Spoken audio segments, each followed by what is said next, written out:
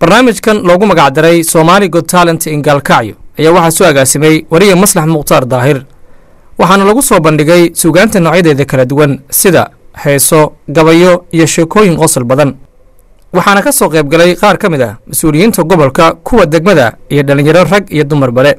Maslax Mukhtaar Daahir oo soo abaabulay barnaamijkan ayaa ka hadlay ujeedada uu ka leeyahay.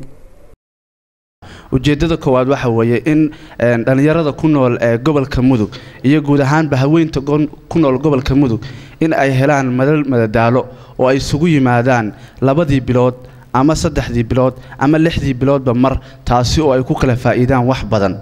ujeedada labaad waxa weeye in barnaamijkan aan ka soo saarno bulshadeena gobolka Mudug Puntland ama guud ahaan Soomaaliya dad ku jira kuwaas oo Ilaahay uu siiyay hibooyin gaar ah oo aanu rabnay in ay bulshadooda u soo bandhigaan.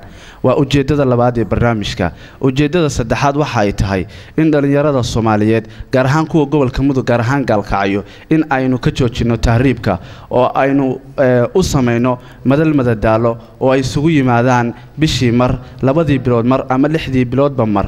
gudoomiye ku-xigeenka gobolka Mudug Axmed Muuse Nuur ayaa tala ahaan u soo jeediyay in barnaamijka loo badiyo dhanka hidaha iyo dhaqanka Soomaaliya. badisan arrin dhaqanka ku salaysan hadii aad masrax isugu timaadaan wax dhaqanka ku salaysan oo hidaha iyo dhaqanka Soomaalida ku salaysan oo anshaxa ku salaysan inta badan ku soo bandhiga waa inaad jasuuro ku samaysaan halkaas ay ka imanaysaa. waa ilaalintii dhaqanka, ilaalintii af Soomaaliga, dhalinyaradii oo isbarata, murtidii oo qof walba waxa ku duugan la helo. aad baan waxa ugu mahad celinayaa Maslax oo fakarkan fakaray allana ku guuleeyay intii garabka ku siisayna waan u mahad celinayaa. intaas kadib waxa la soo bandhigay gabayo iyo heeso ay ku tartamayeen dhalinyaradii barnaamijka lagu casuumay waxaana garsoore ka ahaa Abwaan Cabduqaadir Cali Cigaal.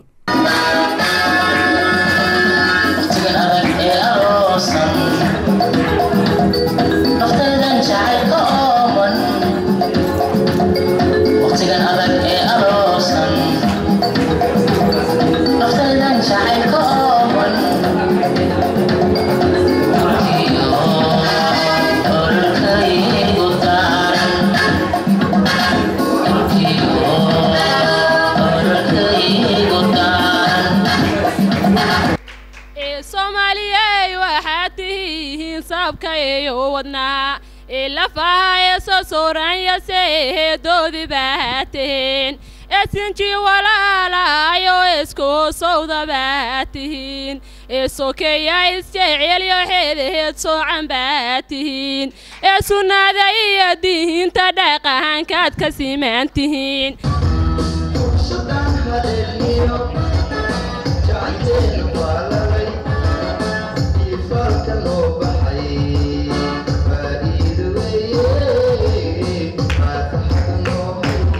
waa markii ugu horeysay oo dhulweynaha Puntland lagu qabto barnaamijkan oo kale.